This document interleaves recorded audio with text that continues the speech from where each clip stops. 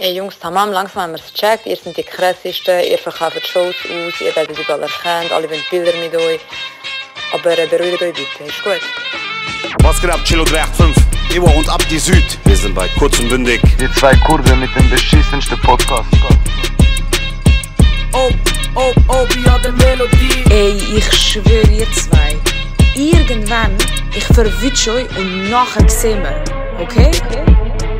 Ja, keine Ahnung, ich bin einfach Bullen geschlagen. Brüder, ich habe Termin. Brüder. Ciao.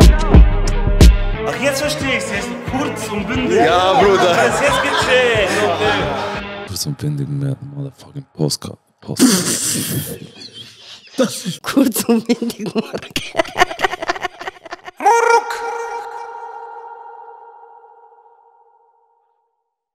Ihr habt jetzt gerade das neue Intro gehört von uns. Wir sind im neuen Studio. Neue Büro, neues Studio, Silicon Valley von Zürich. Und wir haben ein neues Podcast-Cover. Und wir haben einen neuen Hintergrund. Sonst ist alles beim Alten. Wir sind immer noch. Neuer Tisch, das gab es nicht. Genau. Wir sind aber immer noch der beste Podcast der Schweiz. Mhm. Sonst ist alles beim Alten. Bevor wir richtig mit der Folge starten, bewertet uns auf Spotify. Unbedingt. Gib uns 5 Sterne. Abonniere auf YouTube. Kommentier auf jedem Video. Abonniere mich.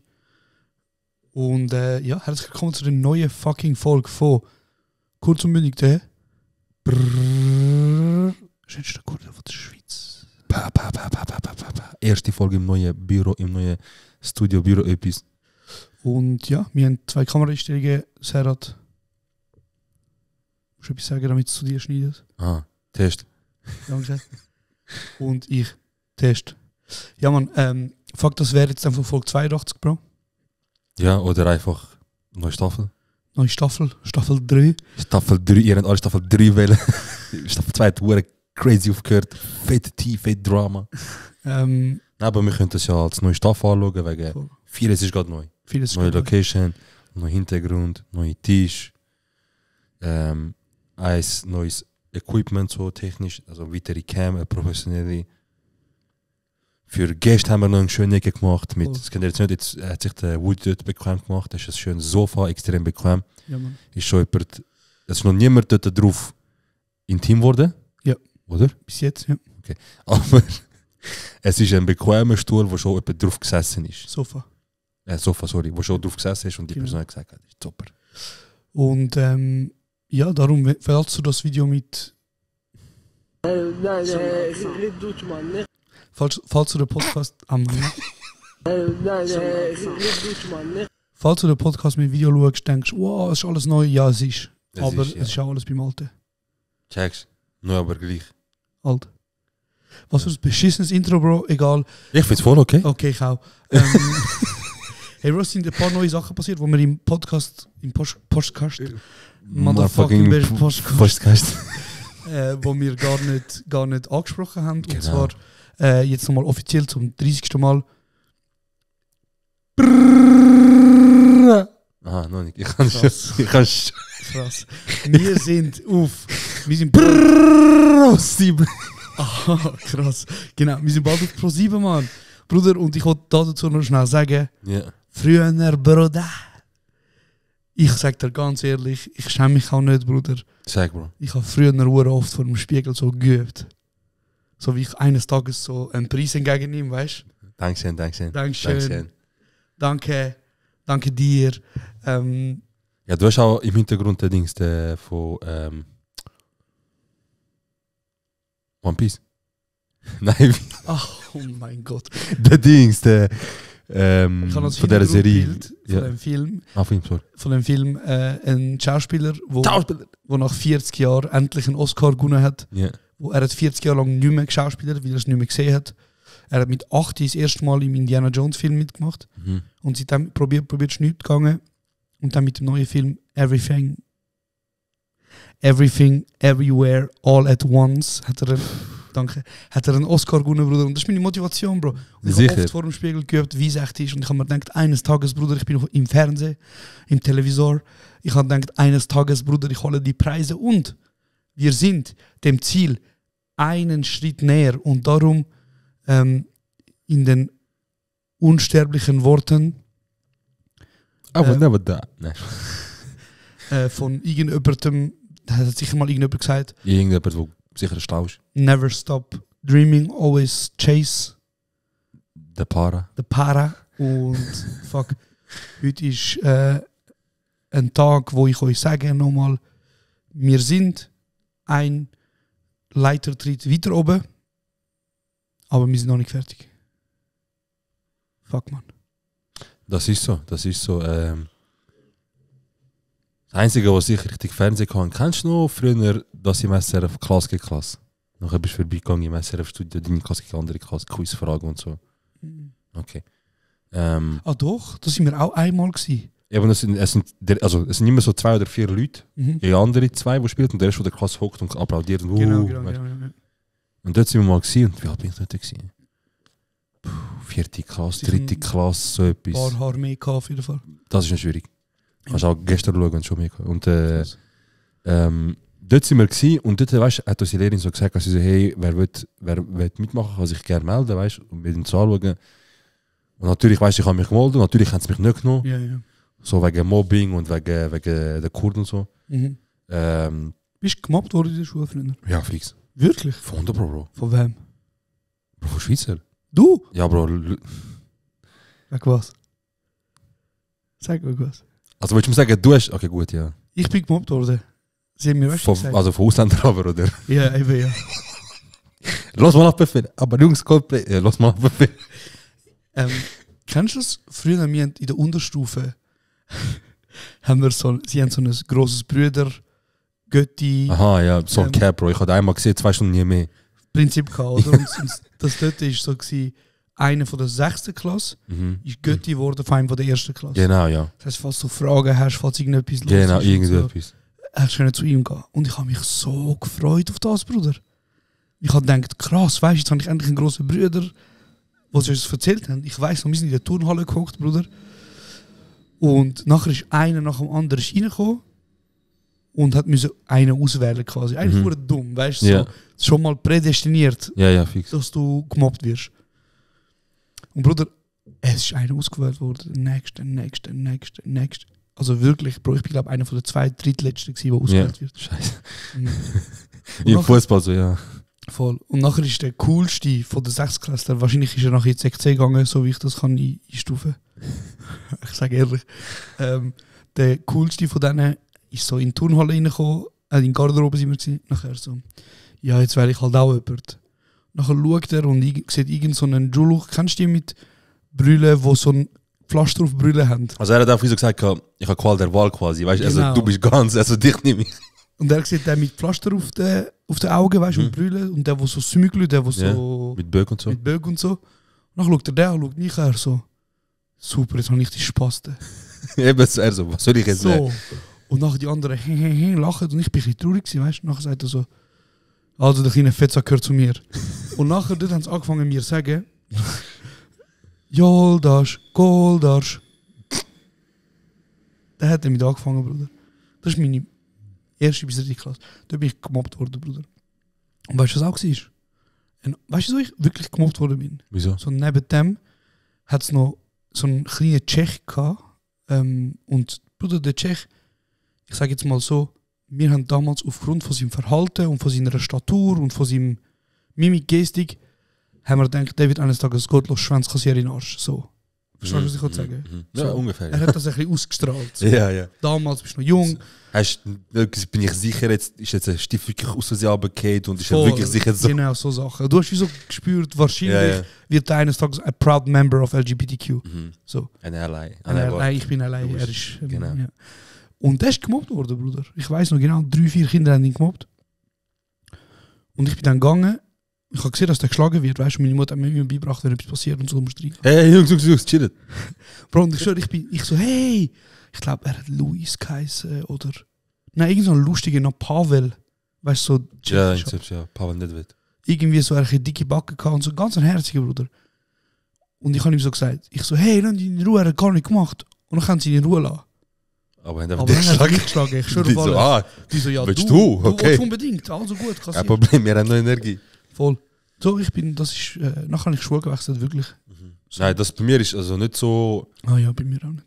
Weit gekommen, dass ich... Also, nicht, ich würde nicht sagen, dass das nicht schlimm ist. Also ich hätte auch können, ich hätte vielleicht auch sollen, weiß nicht.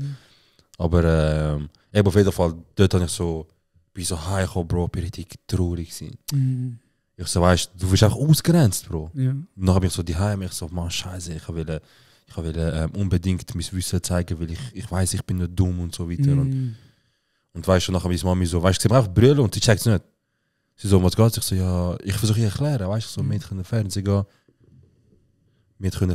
aber sie haben mich nicht ausgewählt, sie haben 4 andere ausgewählt, weißt du. Und damals hat es noch keine Diversität gegeben und schauen, dass Bub und Mädchen ist und einfach straight 4 Bub ausgewählt worden, ja, weißt du. Sicher. Und dann, ist bei dir sicher auch so gewesen, so 2 Frauen, 6 Typen. Bei euch in der Klasse? Ja. Oh, hey, Bro. Also nein, bei uns ist... Gute Ratio.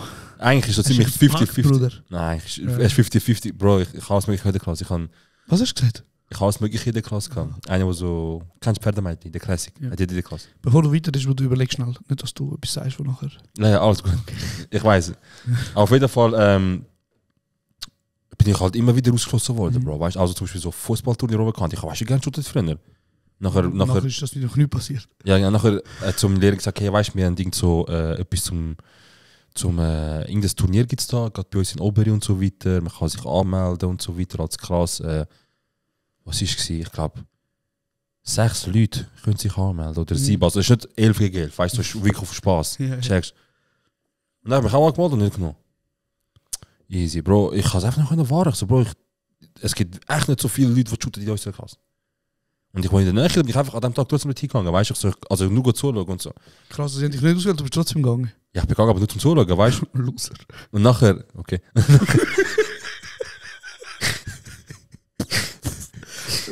Sounds like a loser to me. Nein, ja, und nachher bin ich dort hingegangen und dann habe ich gesagt, Bro, es ist so Mittwochnachmittag und weißt du, der Kreis, wo immer frei hast. Ich kann nicht gewusst, was mache ich. So, komm, ich gehe dort hin und vielleicht nachdem kann ich mit den Kollegen shooten, weißt du. Ich kann meine WCs putzen am Mittwochnachmittag, aber okay, ja. Ja, ich kann mit Samsung arbeiten, Bro, chill. Okay. Auf jeden Fall, dann habe ich dort gewesen und nachher haben sie geshootet und so, nachher ist einer gekommen. Er sagt, Bro, der Sohn so hat sich irgendwie verletzt, irgendetwas will spielen. Auf das habe ich pokert. Dass ich irgendwie eine kurze Satz bekomme, weißt du. Ach, kick it like Beckham, du so einfach dort sein. Dann bin ich rein, Bro, und irgendjemand hat mir gesagt, ich weiß nicht wieso, irgendjemand hat mir das eingerichtet, nicht an dem Tag, aber irgendjemand hat mir gesagt, hey, Turnier, du darfst einfach nicht Spitzkugel machen. Spitzkugel ist, wenn du mit dem vorderen Teil vom Fuß schiessst. Ja, genau, einfach. Ja. Das Einzige, was mit dem erreicht, ist mit Kraft. Ja. Aber es macht. Ja, ja. Verstehst du, das ist keine richtig nichts. Ja. Und dann ich bin vor dem Goal, Bro, außer Atem.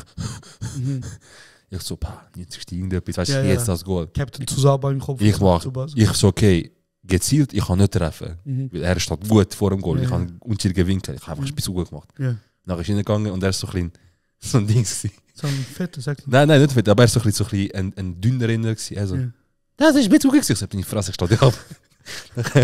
Vom Gemobbten zum Mobber, gell? Ja, dann so, okay. Dann bin ich gegangen, so, ja, Golas, nachher sind so die Schweizer Mama gekommen, hey Sarah, super und so. Und ich so, danke vielmals. Und nachher sind sie so, was sind die nicht, ich so, am Arbeiten, du. Geil. Ja, Mann, das ist so das gewesen, was ich so SRF-technisch, also eigentlich will ich sagen, ursprünglich, was für ein Riesenteil, ursprünglich SRF mich mal so gewesen und ich so, wow, ich will eben unbedingt gerne mal, weißt du, so Fernsehen. Und jetzt eigentlich schon. Eigentlich schon, Bruder. Jetzt, die Leute sehen uns im Fernsehen und ja, Mann, wir können stolz auf uns sein.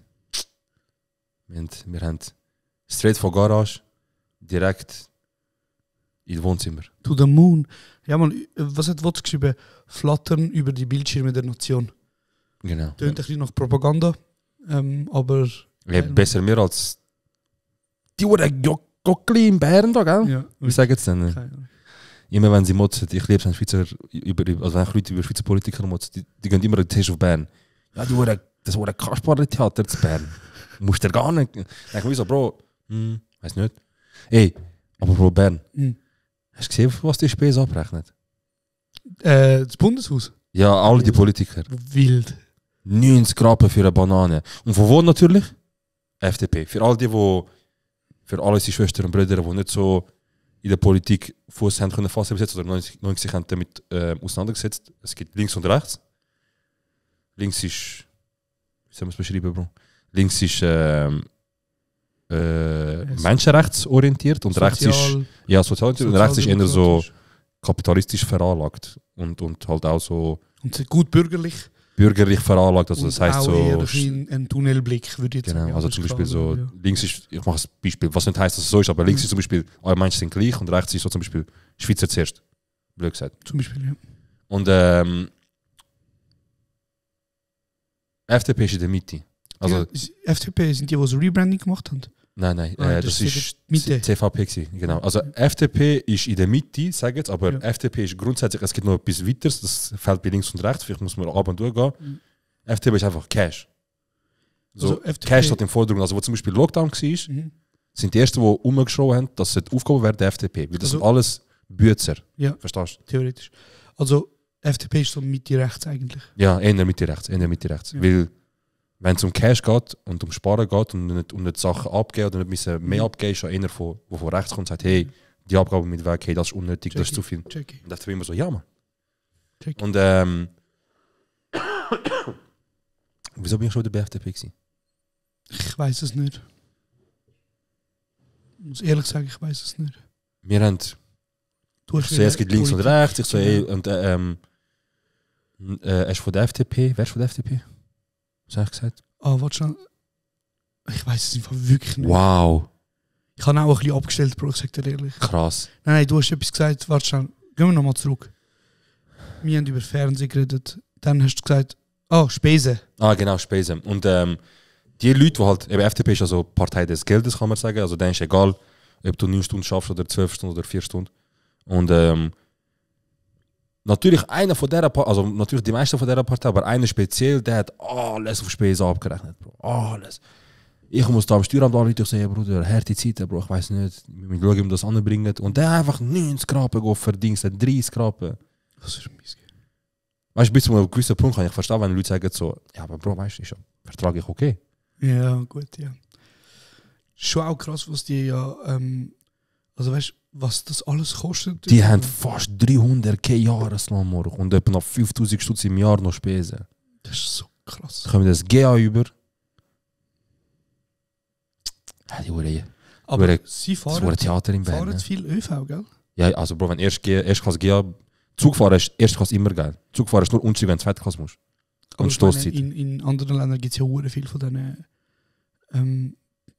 Staatsapparaten oder Politikerinnen, die halt niemals ÖV fahren. So nicht? Also Bro, zum Beispiel Türkei ist ja das beste Beispiel, dass Politik nicht, also wenn du Politiker bist, siehst du in Türkei als erstes, dass das ein luxuriöser Status ist. Ja. Und das nicht, du hast das Gefühl, du bist im Dienste vom Volk. Du bist eigentlich Fame. Bro, du hast das Gefühl, dass jetzt Justin Bieber an dir vorbeigefahren. Der bist einfach nur Gemeinderat von Oberwinterthur zum Beispiel, krass. Wo aber ein 5er BMW und nochmal ein 5er BMW so vom Staat bekommt, einem hockt er, einem ist Security. Krass. Gemeinderat, morgen. Krass. Zum anderen, ich verstehe, wie willst du nicht Politiker in der Türkei nicht korrupt werden? Ja. Es wird auf Anfang an, du bist Gemeinderat geworden. Bro, bei uns kommst du Zweitklasse Dings über. Gerade Kanton Zürich. Und dort kommst du 2 fette Whips über mit Security, mit Assistent, Sekretär, alles Mögliche. Hat dich Politik je interessiert, so Schweizer Politik? Ja, aber erst so seit ein paar Jahren. Es gibt ja mega viele Leute, also man sagt ja so, also ich würde fast behaupten, mega viele Menschen in der Schweiz haben in diesem Alter so bis 25 ihre politische Reife noch nicht erreicht. Also das heisst, sie wissen auch nicht so genau, was macht die Partei. Also Interessen sind auch bei den meisten Menschen immer ein bisschen woanders. Voll. Also es ist jetzt auch nicht so, dass wir zwei da die Interessiertesten sind, aber du tust dich ja doch schon auch informieren durch so Zeitungen und...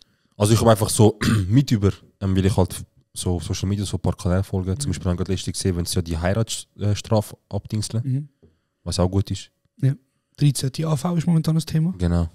13. und AV Rente und so. Bro, wir schaffen einfach alles, nur keine nachhaltige Lösung finden zum AV fixen. Die so, hey, 13. Monatslohn. Es ist sicher geil, aber uns fehlt ja Geld. Ja. Was bringt es mir, wenn ich pensioniert bin, nachher, ja, man eigentlich mal für 50 Jahre auf 13. abgestimmt, aber Bruder, das lange nicht mehr. Okay. Und das Ding ist eben auch, der Status von der Politik ist in der Schweiz nicht cool. Nein, du bist halt, in der Schweiz wirst halt unter die Lupe genommen, weißt du? Es gibt ja andere, ich sage jetzt in den Staaten, ist das ja eine fucking Reality-Show. Schlimm. Also, weißt, Türkei, ja, die schlägern nachher im Dings, Bro. Ja, und wenn du so Dinge anschaust, weißt du, so, zum Beispiel so Serien wie House of Cards und so, weißt du. Also natürlich, es ist nicht so in den Staaten immer, aber es hat ja schon irgendwo durch ein bisschen... Es ist dreckig und dreist, Bro. Vor allem, es gibt ein Doku, Bro, musst du dir mal geben. Kapitalismus made in Amerika, Bro. Die ersten Milliardäre, also das ist nicht jetzt Verschwörungstheorie, die ersten paar Milliardäre, inklusive zum Beispiel da der Rockefeller, wo ja 90-95% von irgendwann mal von allen Ölfeldern gehabt von Amerika. Die sind irgendwann mal zum Staat und die so, hey, weißt du was, machen wir so. Du tust uns so viel wie möglich an Richtlinien und an Gesetze abdingseln, damit wir uns so gut wie möglich expandieren und Cash machen. Und der Vorteil kommt jetzt auch für dich, je mehr Cash wir machen, umso mehr Steuern geben wir dir ab. Und irgendwelche Leute damals im Senat oder in den Staaten, so Präsident, also hey, weißt du was? Fairer Punkt. Mach wie viel Cash du willst unter den schlimmsten Bedingungen. Scheißegal, alles erlösen. Mach dir Cash. Und dann geben dir mehr auf von dem Cash ab. Hand abgeben? Nicht. Hand abgeben. Hand abgeben. Die sagen, weißt du was, Bruder, mach so, ich mach so, nachher wir beide essen.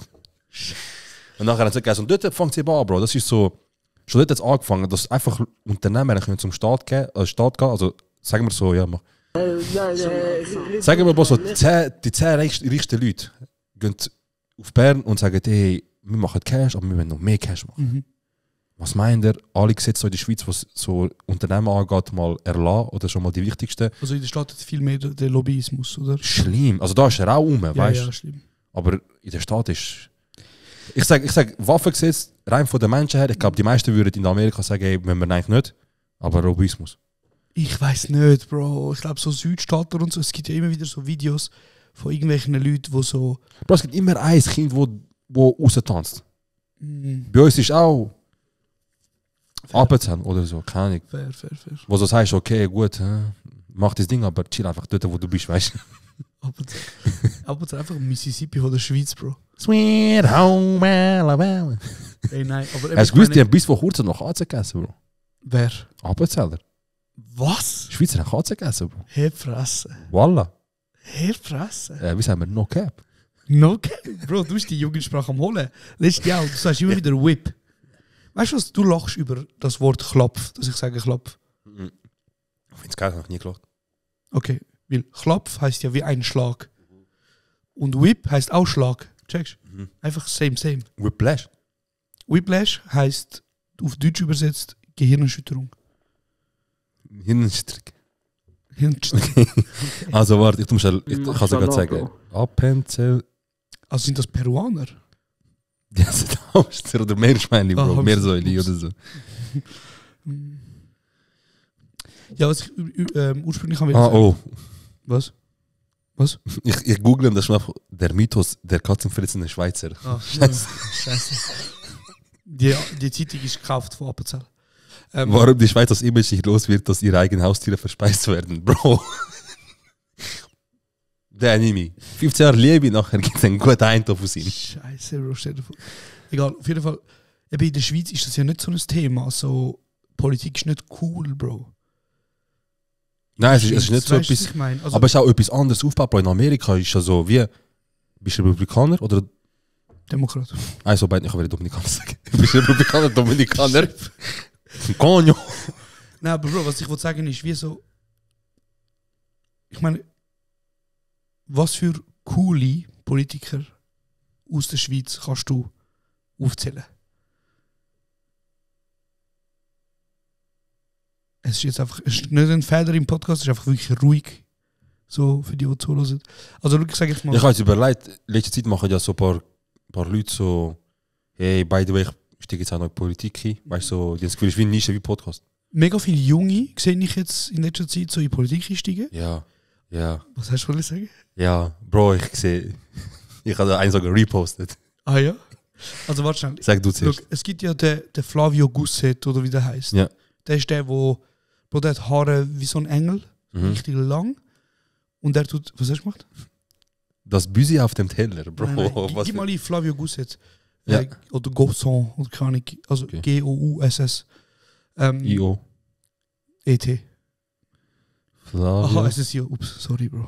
Flavio Gussenrad. Nein, Gusset, da. Auf jeden Fall der, Bro, der macht das so ein bisschen bekannt, dass er immer... Den hast du gesehen, aber der macht's cool. Genau, der macht's cool. Ja. Der macht so... Wer cool ist... der wirklich hast du gar nicht. Er ist, glaube ich, bei der SP und er macht immer so erklärbare Videos. Er macht super. Er macht wirklich gut. Er macht's gut. Dann gibt es das Ding, kennst du den Fabian Molina? Der ist Winterthurer Bruder. Safe, Bro.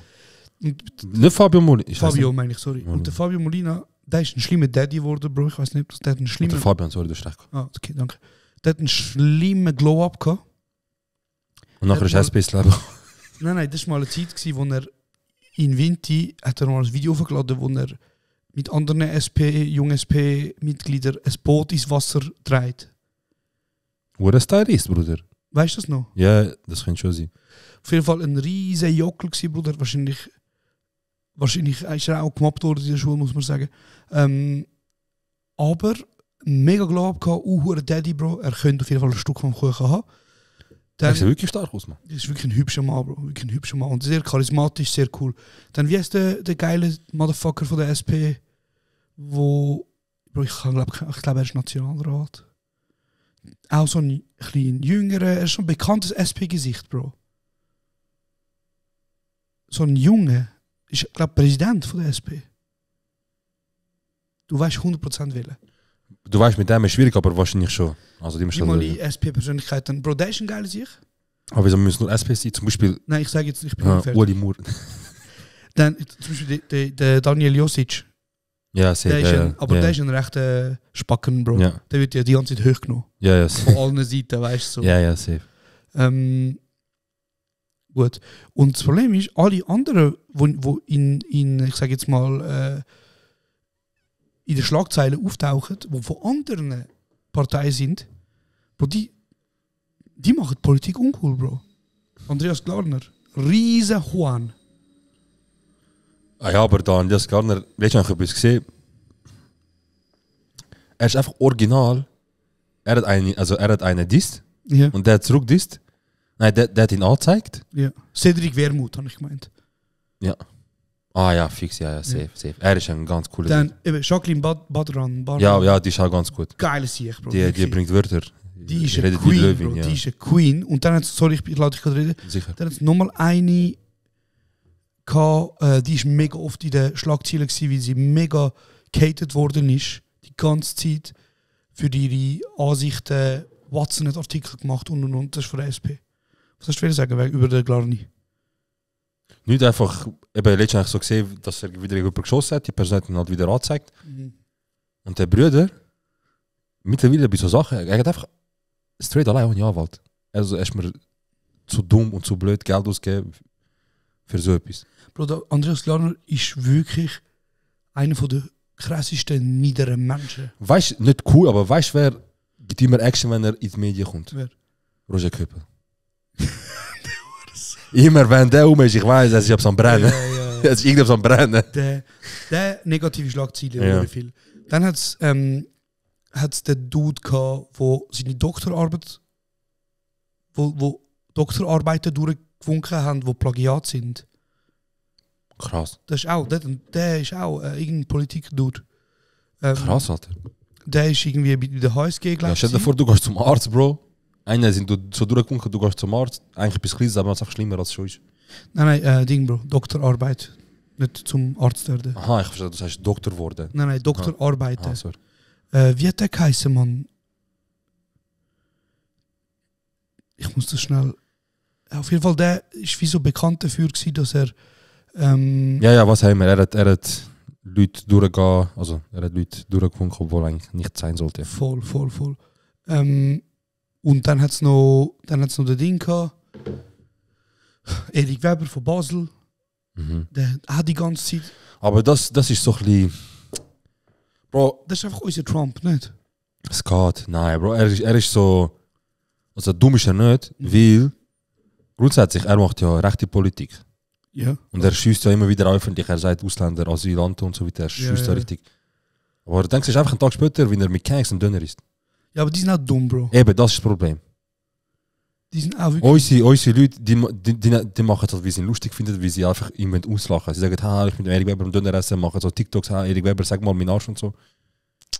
Und das wär's. Aber für ihn, perfekt, Bro. Die junge Generation gehört von ihm. Ja, aber das ist wirklich schlimm. Und natürlich, er kann nicht auf Stimmen fangen. Logisch fangst du nicht so Stimmen für dich, aber Erik Weber bleibt präsent. Das ist ein geiler Slogan. Erik Weber bleibt präsent. Ja, fair. Und deswegen, eigentlich müssen wir dem keine Plattform geben, so. Das ist wirklich schade, dass so viele Menschen vor allem unsere Kennex mit ihm Videos machen und so und immer die Plattform. Bro, ist halt, zum einen ist halt auch, weißt du, so, wie soll ich sagen, Bro, okay, hey, machen wir mit Erik Weber ein Video, wieso? Ja, weil er tut immer so dumme Scheißschnur, lustig. Ja. Also weißt du, ist so wie wenn du jeden anderen x-beliebigen Politiker irgendwie interviewst, der einfach nachher in die Ecke drängen, damit er irgendeine dumme Sachen sagt. Voll. Also es macht keinen Unterschied, weißt du. Und er ist, ich sag dir ganz ehrlich, Bro, das könnte ein Großvater sein, Bro, was der für Moves macht. Mhm. Also das ist, ich will nicht, dass meine Kinder so etwas wenn ich Kinder auf ihre For You-Page sehen, wie so ein 60-Jähriger sich auf den nackten Arsch schlägt. Ja, Bro, der hat auch so Videos aufgeladen, wo normale Ukrainerin. Hast du das mitbekommen? Ja, Bro, ich habe angefangen, der ist am Trippen, Bro, du hast keine Frau. Ja, der Typ hat eine Psychose. Wirklich. Also er braucht Hilfe. Ja, sicher. Er braucht Hilfe. Und die Leute, die das mit ihm machen, die machen es sicher nicht besser mit ihm und für ihn, in dem Sinne halt immer hochnehmen. Für ihn ist es super, Bro. Ja, für ihn ist einfach gratis Erik Weber Werbung. Das ist eben das, Bro. Darum, ich glaube, Politik in der Schweiz ist eine rechte Shitshow, Bro. Weißt du, was ich meine? So, ich finde, so viel ist einfach nur peinlich und darum ist es auch nicht interessant. Es ist wie kein Marketing dahinter, weißt du, was ich meine? Ja, doch, es ist schon Marketing dahinter, aber bei dem, wo Cash hat, weißt du? Ja, aber ich meine nicht, was verhebt, Bro. Weißt du, SVP ist ja die ganze Zeit wieder negativ. Eben, das ist eben, sie haben Cash und sie leben von dem, Bro. Ich habe letzte Doku geschaut vom Blocher. Ich muss sagen, Bro, lass mich ausreden. Bro, der Typ hat nichts anderes gehabt, außer sein Einfamilienhaus. Ja. Und hat mit dem die Ems-Chemie oder so auf Risk übernommen. Ja. Jetzt scheißegal, dahingestellt, wie seine Ansichten sind, was er gesagt hat, was er gemacht hat. Ein Unternehmer, Bro. Ein Unternehmer. Er hat riskiert, er durchgezogen. Und ich glaube, Ems-Chemie ist, glaube ich, so ziemlich in Graubünden so. Ja. Das ist das wo ist das Unternehmen, weißt du? Wo Martula Blocher. Genau, wo er nachher. Und da habe ich das gesehen, so. Juhat Riemer. Und er, glaube ich, eben so. Eigentlich, ich weiß nicht, wie das angebracht hat, aber das Unternehmen hat er für über 20 Millionen Franken bekommen. Und sein Haus hat ein bisschen mehr Wert als 1 Million gehabt. Ja, Bro, aber ich meine. Aber auf jeden Fall. nicht, jemand von nichts kommt, weißt du, was ich meine? Ja, logisch. Sicher. Also, nein, seine Geschichte, er kommt schon von einfachen Verhältnissen. So ein bisschen, Bro, er kommt von der Zeit, wo früher so ein bisschen normal war, dass eine Schweizer Familie 7, 8 Kinder hatte, weißt du, so wirklich unsere Dings, weißt du. Und dort, er hat auch einen ganz normalen Beruf angefangen, ganz normale Beruf, ganz normale Ausbildung und dann irgendwann hat er angefangen zu studieren und dann ist er in die Firma gekommen und dann hat er angefangen voll dort. Kennst du das, wenn du ins Geschäft kommst, über neu angefangen und du weißt schon von Anfang, okay gut, der ist im Jahr irgendwo anders, weil der tut schon so fest Sachen machen und kriechen und planen und der ist jeden Tag 12 Stunden da. Du weißt, der ist im Jahr irgendwo anders. Checky. Aber ich meine, der Blocher hat doch irgendwie mega viel von den Nachrichten in seiner Hand. Ja, das ist eben das Problem. Das ist eben das Problem, weil ich weiß nicht, was er schon alles versucht hat, aber in Basel hat er, glaube ich, 1, 2 Zeitungen in der Hand. Da hat er irgendwelche Medien in der Hand. Aber eben, was ich würde sagen ist. Also eigentlich wollte ich sagen, Blocher ist ein Macher. Nein, also das Einzige, scheiß auf alles, was er bis jetzt gemacht hat. Das habe ich nicht gesehen. Ich kann das. Wie kannst du, wenn du zum Blocher hörst? Scheiß Blocher. Eben, scheiß Blocher, aber ich weiß nicht, ob er schon immer ein Hurensohn war. ja, checky. Und dann habe ich so das geschaut, was mich nicht dazu geführt hat, dass ich jetzt sage. Was mich jetzt nicht dazu geführt hat, dass ich jetzt sage, so, okay, ich habe Sympathie entwickelt für den Menschen oder irgendwie für die Partei, aber ich habe einfach jetzt eine Geschichte gesehen. Okay. Und jetzt kann ich haten mit Background-Wissen. Okay, checky. Ich kann sagen, er ist nicht immer so gewesen, aber er ist für mich schon immer ein. Ja, checky. Verstehst du? Und wie hat das angefangen wegen Blocher? Ich weiß nicht, Mann. Keine Ahnung. Auf jeden Fall, Bro, genau, sie haben ja Cash, SVP hat Cash en masse. Und deswegen, Bro, die führen die kränkste Strategie aus. Und der Blocher hat sogar selber gesagt in dieser Doku, also normal wissen wir, was wir machen. Es ist auch bewusst gewollt bei gewissen Aktionen. Weißt du noch das Video von ihnen mit dem kleinen Kind? Das ist voll viral gegangen. So eine Tochter geht zu ihrem Vater oder Mutter und sagt so, ich habe Angst, es hat überall Ausländer oder so irgendetwas. So ein mega peinliches Video, Bro. Die sind schon ein paar peinliche Sachen. Aber ich meine, das ist eine Werbekampagne, die sie gemacht haben, wo so wirklich... Nachher hat glaube ich, Baba News das mal neu vertont. Oder das Video von ihnen, wo sie tanzen, alle Politiker. Oh mein Gott. Oh mein Gott. Wirklich. Jetzt etwas klopft? Ich habe auch gerade gedacht, dass etwas klopft. Egal, ja, weiter. Scheißegal, mach. Okay. Auf jeden Fall, ich würde sagen, tun wir mal auf der. Eigentlich habe ich gar nicht über Politik reden, scheiß mal auf Politik. Wir haben zu wenig erzählt, wie das da passiert ist. Da, Also ich zeige jetzt gerade für die nur Audio hören, ich zeige jetzt gerade mit meiner Hand so ein bisschen in den Raum. Wie ist das entstanden? Und ich will schon etwas zeigen. Schaut jetzt bitte auf Audio. Auf Video, sorry. Was machst du jetzt? Aha. Ja, das Herr hat zeigt unseren Bürostuhl. Ja. So. Wir haben 2 von denen. Ihr habt jetzt 5 Sekunden Zeit zum Raten, was beide zusammen gekostet haben. Und schreibt uns am besten DM. Sagt, ey Bro, ich habe gedacht, so viel. Einfach, ihr habt jetzt 5 Sekunden Zeit, um euch eine Zahl auszudenken. Ihr habt den Stuhl gesehen.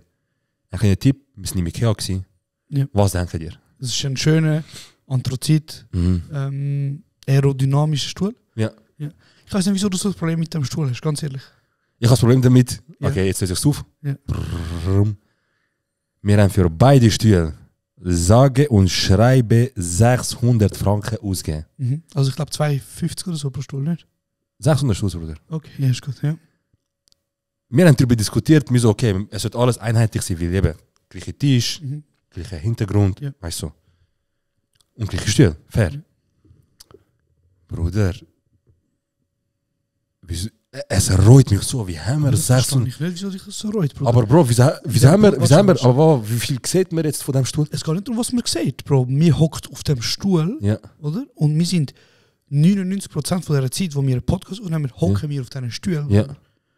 Er ist unglaublich bequem, ja, im Vergleich zu allen anderen, die wir auch dort hatten. Also er ist, was man kann sagen ist, er ist wirklich der einzige Brauchbare gewesen, weil momentan ist er einfach nur Trash. Ja, also gesagt. Vor Ort, genau. Ja. Er ist super bequem, Bruder. Und ich meine, andere Stühle hast du nicht unter 180 Stutz gefunden. Ja, so neu hast du wirklich auch so, also so wirklich, man kann sagen, das sind Stühle, hast du nicht unter 120, 130 gefunden. Und Bruder, ich gebe lieber 100 Stutz mehr aus. Dafür habe ich einen geilen Stuhl, wo ich zufrieden bin, der gut aussieht, der bequem ist. Okay, ich denke, all die 3 Punkte hätten wir auch bei Brocki gefunden. 2 gleiche Stühle? Das ist aber das Problem. Wieso müssen es 2 gleiche sein? Wir haben bis jetzt auch zum Beispiel in der Garage nie 2 gleiche gehabt. Bro, unsere Stühle in der Garage sind verrissen gewesen. Bruder, das sind Stühle. Hässlich, kaputt. Ich sage nicht, es muss zerrissen sein. Ich sage einfach nur, das ist die Ausgabe, die mich am meisten reut. Das verstehe ich wirklich. Ich wäre lieber mit dir in Brock gegangen, hätte 2 schwarze und graue Stühle genommen für 200 Stutz und hätten wir 400 Stutz gespart. Also Bro, dann hätten wir, sagen wir mal, mit 2 gefunden für 200 Stutz, hast du gesagt. Ja, fix. Was ich eigentlich glaube, noch viel finde für Brock, aber egal. Ich glaube, du hast ein bisschen eine falsche Vorstellung von Brock, Bro. Okay. Ja. Aber es ist, wie spät war es, als wir den Stuhl hatten? 4? Nein, schon ein bisschen später. Halb 5. Also sagen, wir gehen davon aus, wir aus dem Laden sind. Ja. Weil ich glaube, so ziemlich nach der Schluss sind wir so mehr oder weniger gut raus. 7? Kann das sein? 7, nein. 6. Sag mir 6, Bro. Scheißegal, sag mir 6, ja. 6, Bruder. Dann noch mit dem Auto, das wir haben, mindestens eine halbe Stunde bis 40 Minuten. Da gebe ich recht. Ja. Brockis abklappern, Bruder. Wenn nicht 1 Stunde. Ob überhaupt einen findest. Nachher da nicht zurückkommen. Nachher aufbauen. Wir haben noch nicht aufgebaut, richtig? Ja. Also Bruder, die 400 Stutz? 400 Stutz mehr. Die 400 Stutz mehr. Dafür, dass ich 2 Stunden früher, 3 Stunden früher fertig bin, Bro. Ja. Dass ich Stühle habe, wo ich zufrieden bin, das reut mich ganz und gar nicht. Sind wir vom Strich, oder? Nein. Also ich sage, wir hätten können, das mit der Zeit, das stimmt. Weil es ist 60, sagen wir so, wir so, wow, okay. Und am 9 haben wir das Auto zurück. Ja, also wir haben gesagt, okay, gut, wow, es ist 60. Und wir haben schon überlegt, andere Orte, aber das ist gesagt, also, Bro, die sind wirklich bequem, die sehen auch gut aus. Also ausgedient sind gut, ich sage nicht, die sind hässlich. Aber ich bin der Meinung, wir hätten gut und gerne auch am nächsten Tag Brocki gehen, Bro. Wir hätten 2 Stunden eingeladen und gut ist. Auch mit anderen Autos wäre gegangen. Aber egal, es ist passiert. Bro, plus, es ist, ich sage jetzt mal so, der Plan, dass wir an diesem Tag einkaufen und zügeln, ist schon seit 3 Wochen bereit gewesen. Man hätte können, wenn man sich so dafür interessiert, hätte man können. ist so? Bro, ich sage, also wenn du mir so kommst, wie du mir eine Schuld, dass ich die Stuhl gekauft habe. Nein, ich sage einfach nur, Bro, wir haben das zusammen gekauft. Ja. Also habe ich dir gesagt, Bro, da eine Karte und zahl durch, wenn du mit dem zu hast. Es war schon eine Diskussion schlussendlich. Ja. Ich habe das Gefühl, ich kann das wie so vorantreiben. Ich habe ein Verkaufsgespräch geführt mit dir. So, schau, der Stuhl ist schön. Ja, wir haben lange geschaut und wir so, okay, ich habe gedacht, wir finden jetzt nichts mehr und nachher easy, nachher der so, komm schon. Ich so, hoch mal drauf, ich so, ja. Er so, und ich so, ja, weißt du, ich so, ist ja gut, ich so, hey, Bro, es lange, ist gut und so. Du bist wie so ein kurdischer Vater dort. Und nachher ich so, Bro, und ich habe viel Mann, ich dachte, okay, gut, Bürostuhl, aber auch wie Podcast ist voll okay, weißt du. Nachher machst du, weißt du, den Umkehren vom Preis. Du so, Bro. Nein, Bro, ich bin top zufrieden. Ich finde im Gegenteil, ich finde, wir hätten die Tisch ein bisschen anders müssen machen. Ja, aber die müssen wir noch ölen. Ölen, ja, stimmt. Ölen und genau. Das kommt auch auf die Liste von Sachen, die wir wahrscheinlich nie werden machen. Nein, machen wir schon, machen wir schon. Aber was ich auch noch weiter muss sagen ist, ich bin Fan von unserem neuen Tisch. Ich finde es geil, ich finde das Holz schön. Wir müssen einfach ölen, aber unsere Füße. Das ist auch wieder etwas. Ikea hat einfach nur scheiß Füße gehabt. Ikea hat einfach nur... Mensch, werden die uns jemals sponsern? Nein, wir sagen einfach nur, dass der Lagerbestand zu dem Zeitpunkt nicht gut war. Ja. Nicht aber so, wie man es von Ikea gewöhnt ist. Aber wir haben auch beide gesagt, wir sagen, hey Bro, wir müssen aber auch sagen, es geht immer mehr und mehr Richtung Onlinehandel. Ja. Also voll. Wir haben beide gesagt, es ist eigentlich auch, wir finden wahrscheinlich immer, dass wir alles jetzt da in ihrem Showroom haben sie vielleicht so 50 Objekte also 50 Möbel vom Objekt Sofa zum Beispiel. Aber im Lager haben sie 2 bis 3. Ja. Das ist schon krass. Das ist krass. Weißt du, die Leute gehen alle in die Ikea. Mit dem Gedanken, ich komme mit den Sachen, die ich brauche, wieder raus. Oder nein, sie gehen einfach und sagen so, ich schaue, was es hat und dann bestelle ich es online. Ah, ja, stimmt, safe. Ja, das. Oder wegen dem Liefern und Schleppen und so. Bro, wenn ich jemals wieder zügeln. Ohne Lift läuft nichts. Scheiß mal auf das, ja genau, aber ich sag dir ehrlich, das ist mir scheißegal. Aber ich tue eine Umzugsfirma. Ja, safe. Bro, das erste Mal, weißt du, dass wenn du zusammen so, wenn du etwas am Machen bist mit jemandem und jetzt geht so richtig Büro, das ist schon schön, wenn du es zusammen Ich rede nicht mal von da, ich rede, wenn ich Wohnung würde wechseln. Ja, das ist safe. So Sachen, Bro. Zum Beispiel, ich bin jetzt auch eben so am Schauen, wegen Zusammenziehen und so mit Freundinnen und so auf Ende Jahr, Mitte Jahr irgendwann und für mich ist jetzt schon klar, nichts, ich kann nur aufbauen, es ist ein Luxus, wo ich sage, hey, look, da gebe ich zum Beispiel jetzt lieber 400 Stutz mehr aus. Ja. Und sage, weißt du was, geben wir das dem Unternehmen, die leben ja von dem, die machen es auch gut, sie können einfach das transportieren, das zügeln. Aber handherum, Bro, wie viele Möbel hast du daheim, die du würdest mitnehmen? Ich habe von meinem daheim nichts. Eben. Maximal das Bett. Ja. Und mein Tisch. Und mein Tisch. Und mein Stuhl. Und der PC. Eigentlich alles bis auf meinen Kleiderschrank in meinem Zimmer. Weil ich kann nicht so viel. Ich kann Bett, Tisch, PS, PC, Kleiderschrank. Ja. Das war's. Gleich wie du mit 15 Jahren hast schon. Bro, ich glaube, bei mir ist es einfach einfach, weißt du nicht. Also hast du mehr Sachen in deinem Zimmer, oder? Vielleicht was Pflänzchen? Nein. Ich habe einen Tisch, PC, Bett, Kommode, Schrank und einen Teppich. Krass, Bro. Wir sind einfach hure simpel. Bro, ich habe gerne Feng Shui, weißt du? Bro, ich habe gerne minimalistisch. Aber Kleiderschrank voll, die Kleiderschrank. Nein, aber ich weiß nicht, ob du es gesehen hast, der Jona und der Schiri sind ja zusammengezogen. Und sie haben die beiden Game, Tisch und Equipment haben sie aus dem Schlafzimmer rausgenommen und in ein anderes Zimmer. Genau, wo sie das Gamezimmer gemacht haben. Ja. Und ich sage dir, Bro, das macht so viel aus. 100 Pro. Bruder. Für mich gibt es nachher, wenn ich ausziehen, gibt es ein Zimmer, wo Büro/Gamerzimmer wird. Und ich habe auch das okay.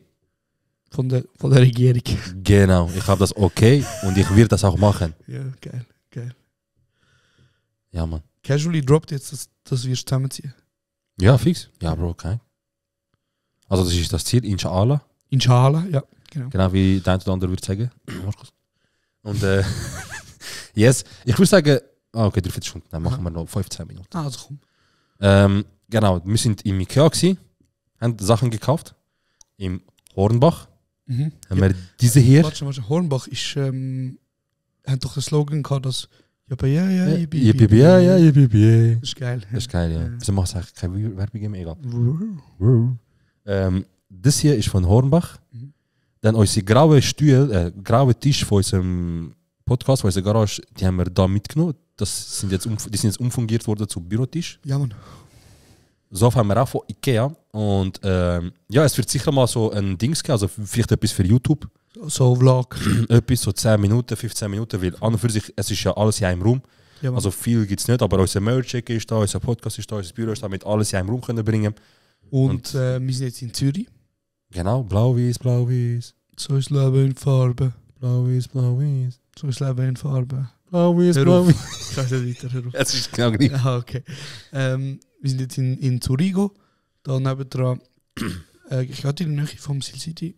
Irgendwo dort. Und da hat so einen Hundepark, Almend, Serhat. Wolltest du ihn bringen, oder? Nein, es ist zu unschuldig, wenn du sagst, mach, das passt nicht. Das war extra gewesen. Ja, und es geht uns gut, Bro. Wir haben jetzt eine neue Struktur überlegt. Ich glaube, vor jedem Freitag, wenn es das zulässt, wenn das geht. Es wird einfach sicher einen Tag geben, wo wir versuchen, fix, dass es ein fixer Bürotag ist. Wir sind nebenbei am Arbeiten, am Studieren, am Sachen machen, am Liebingen, am BBB. Und deswegen werden wir. Das ist so das, was. Weißt du, kennst du, wenn das Leute so sagen, Bruder, wir fangen an, nachher neben dem Arbeiten und irgendwann mal gehen wir 80%, nachher 16%. Ja. Das ist so. Schön, haben wir immer wieder darüber geredet, auch über andere Businesses und über andere Sachen. Und das wird jetzt das. Also wir gehen strukturiert immer Punkt für Punkt ein bisschen runter mit dem Pensum arbeiten und gehen bei kurzbündig verstehst du? Checkst. Und ja, Mann, und das alles nur dank dir. Dir. Das alles ohne Support, ohne Glauben an uns, wäre nicht möglich gewesen. Ja, deswegen nochmal ein großes von Herzen, ein riesiges Dankeschön, dass wir das dürfen alles erleben. Danke euch. Merci vielmals. Gut. Hey, ja, wenn wir noch über Live-Shows reden, im Berner Theater vielleicht, gibt es noch etwas, wo wir können... Ja, fix, ja. Wir können eigentlich auch über unsere Live-Show reden. Also wir haben sie aufgeladen, ich glaube Folge 81. Genau, vom zweiten Tag, oder? Wir haben den zweiten Tag gehabt. Vom zweiten Tag, vom Dienstag ist der erste Teil, wo wir einen Podcast machen, ist online. Wir gehen es abchecken. Dann sind ja auch so ein bisschen ungefähr, wie es ist, Live-Podcast besuchen von kurz und mündig. Ist aber nicht alles. Wir haben nur einen Teil hochgeladen, also der ganze Abend geht ja ein paar Stunden.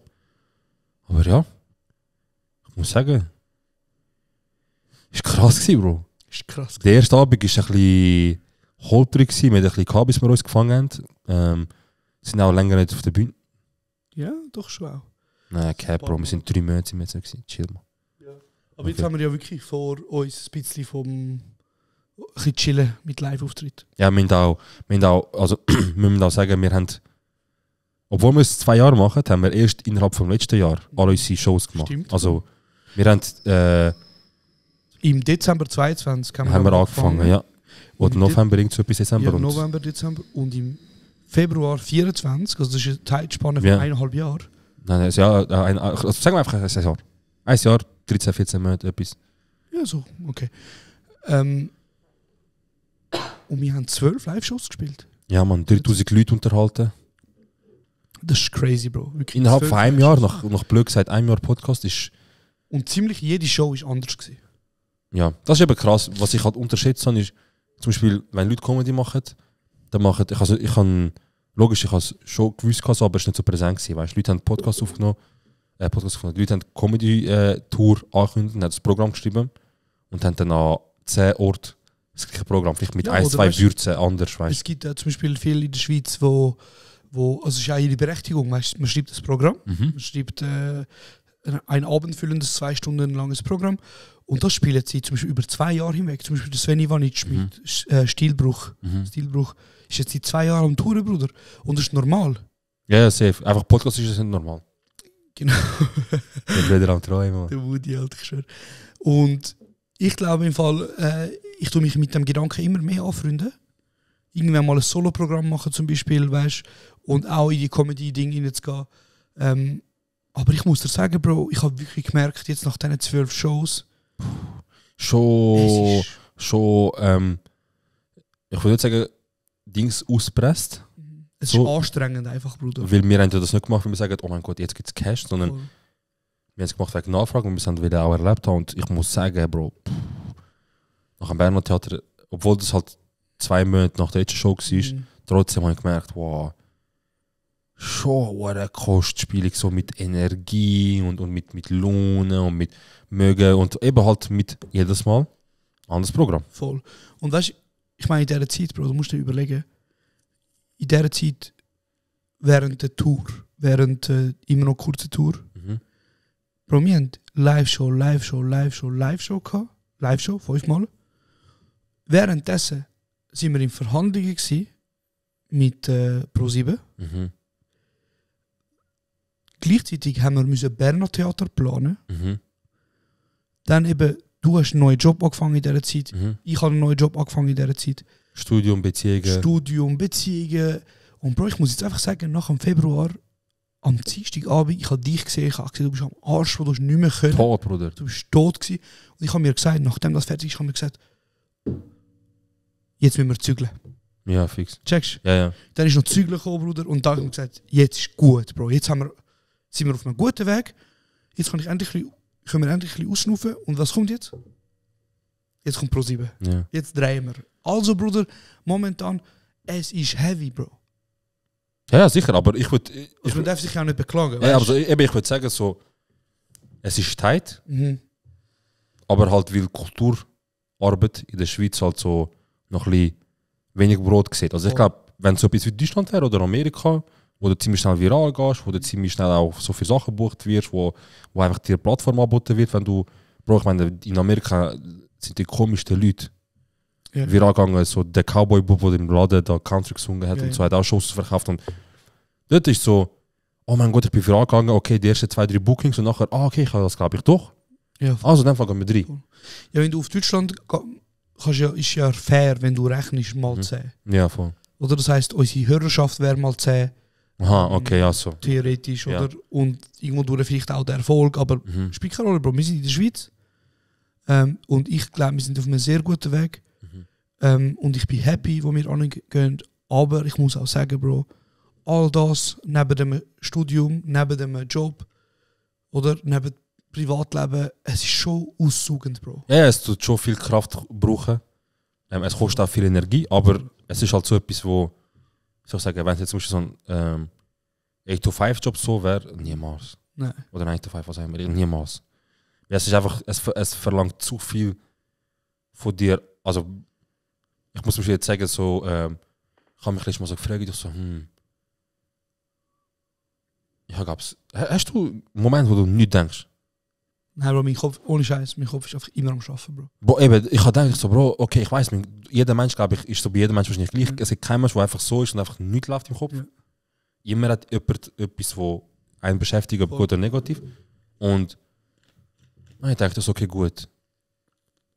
Ich brauche einfach so, ich muss einfach so ein Ding, so, weißt du, so einen Block irgendwo, wo ich einfach so für mich kann. So Me-Time. Voll. Das ist zu wichtig, Bro. Und dort habe ich gemerkt, so, Bruder, die Me-Times, die man geben kann, sind da eine Stunde, dort vielleicht eine Stunde. Also weißt du, nicht so wie Samstag ist für mich. Ja. Checkst. Und dann denke ich so, aber absolut top. Es ist etwas, was ich gerne mache. Ja, Bro, sicher, es ist hure geil, weißt du, aber die Gefahr vom Ausbrennen ist einfach da. Bro, ja, weißt? sicher.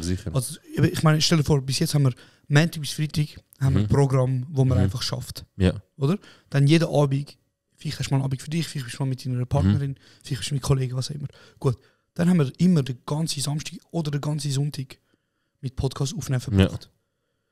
Bro, und dann hast du noch einen Tag, wo halt eben deine Partnerin auch mal einen Tag mit dir verbringen, weißt du? So. Safe. Und darum, Bro, ich glaube, wir machen es jetzt richtig, dass wir uns wie so sagen, hey, look, wir haben viel vor, aber dass wir einfach nicht ausbrennen. Es muss qualitativ immer gut sein, wie das unser Wunsch an uns selber ist. Aber du lenkst mich so ab, Bro. Sorry, Bro. Und darum, Bro, ist wichtig und ich glaube, wenn jetzt mal ab und zu ein Podcast nicht kommt, was ja vorkommt ist bis jetzt, ja, dann machen wir das einfach auch für uns und das darf auch sein. Ja. Yes, also abschließend zu dem würde ich einfach sagen, ich bin extrem dankbar. Der Stress ist ein schöner Stress. Das, was läuft, ist etwas Schönes. Und wir sind mehr als dankbar. Also hoffentlich haben das nicht so aufgenommen wie so, jetzt brüllt es wieder rum. Sondern es ist so mehr, manchmal hilft es auch, den ganzen Stress in Wörter zu fassen. Weil du bist die ganze Zeit unterwegs. Ja, Bro, hast du das gemacht? Sind wir da? Hast du das gemacht? Okay, wie sieht es da aus? Und dann ist einfach mal gut, einfach so, Bro, schon viel los, gell? Ja, voll. Einfach drüber reden. Es muss ja nicht sein, dass du jetzt sagst, Bro, krass, es läuft brutal bei uns oder so, weil es bringt ja nichts, weißt du. Also, 2 Jahre ist krass gelaufen und nach 2 Jahren Alhamdulillah, haben wir jetzt das Büro. Verstehst du? Und das ist ein schöner Weg und ich bin mega glücklich drüber. Ich gebe mir den Stress gern. Es brennt auch einen aus, das ist recht. Aber ich glaube, jetzt mit dem Büro haben wir einen guten Stück gemacht, dass wir einen Tag finden auch, oder auch schauen, dass wir jetzt können, weißt du, der Classic 80% runtergehen, 20% in kurzmündig, immer mehr. Und ich glaube jetzt anhand von dem anhand von dem Bauch, den wir jetzt haben, Büro, Podcast und so weiter, können wir, glaube ich, jetzt aufbauen und eine Routine bekommen. Weil, wenn wir mal einen fixen Tag haben und wir sagen, Montag, Dienstag, was haben wir, der Tag ist immer kurz- und mündig Tag, dann können wir all das, was uns unter der Woche gestresst hat, auf den Tag bündeln. Und wenn es immer Sachen gibt, die nach dem kommen, dann haben wir wenigstens, einen ganzen Tag und dann frisst das nur noch vielleicht 1 Stunde am Montagabend und 2 Stunden am Sonntag, scheißegal. Aber es braucht Zeit. Ich sage, es wird sich einpendeln so in den nächsten 1 bis 2 Monaten. Jetzt wird es immer noch ein bisschen stressig, aber ich glaube so im Mai, Juni ist dann so einpendelt, dass wir dann routinierter sind. Weil eben, es ist gerade viel Veränderung los. Deswegen ist es einfach... Veränderung. Okay. Nein, Mann. Bro, geredet wie ein Löwe. Ja, Mann. Ich gut gesagt, ich habe noch etwas Letztes, was ich sagen. Ja, sag. Folge Steve Merson.